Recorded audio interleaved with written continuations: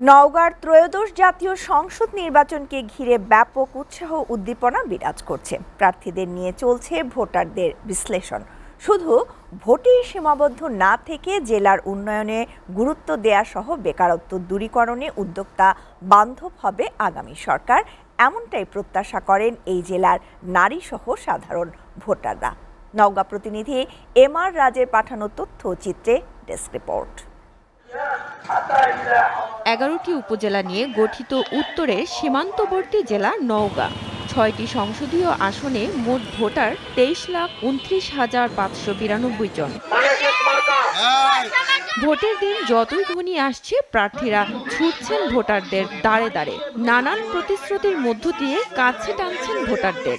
জেলায় বিএনপি, জামায়াত সহ রয়েছে শক্ত 3 স্বতন্ত্র প্রার্থী। শতভাগ আস্থাশীল আমরা বিজয়ী হব ইনশাআল্লাহ। 4 লেনের সাথে আরো 8টি রাস্তা সংযোগ রাস্তা হলো নির্মাণ।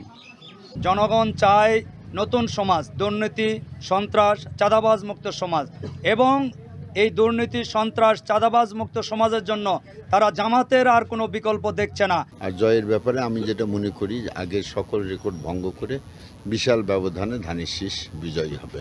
আমি একটা মানবিক আত্রাই রায়নগর গড়ে তোলার চেষ্টা করব এবং সন্ত্রাসী এবং চাঁদাবাজদের আমি মূলোচ্ছেদ করব।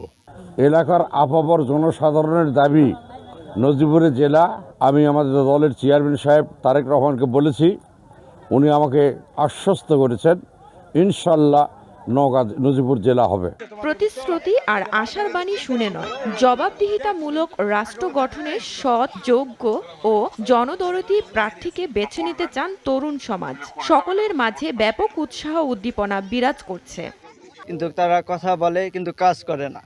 এজন্য আমি চাই ন্যায় এবং ইনসাফের বাংলাদেশ যেন রাষ্ট্র হয়। শিক্ষা সিস্টেমটাকে যেন আরো উন্নত করা হয়। আমরা দেখেছি গত 17 বছরে এই শিক্ষা সিস্টেমটাকে, মানে একটা জাতি ধ্বংস করতে যা কিছু করা লাগে, শিক্ষা সিস্টেমকে ধ্বংস করলে যথেষ্ট। এই জন্য গত যে সরকার গেছে তারা যে শিক্ষা সিস্টেমকে ধ্বংস করে দিয়েছে, আমরা চাই যে এই শিক্ষা সিস্টেম আমরা চাই না। উদ্যোক্তা রক্ষায় সহজ শর্তে ঋণের সুবিধা পাওয়া যাবে, এমন সরকার প্রত্যাশা করেন স্থানীয় নারী উদ্যোক্তারা। আমরা এইগুলি নিরাপত্তা থেকে রক্ষা পেয়ে ঋণ নিতে গেলে বিভিন্ন হেনস্থার মধ্যে পড়তে হয়।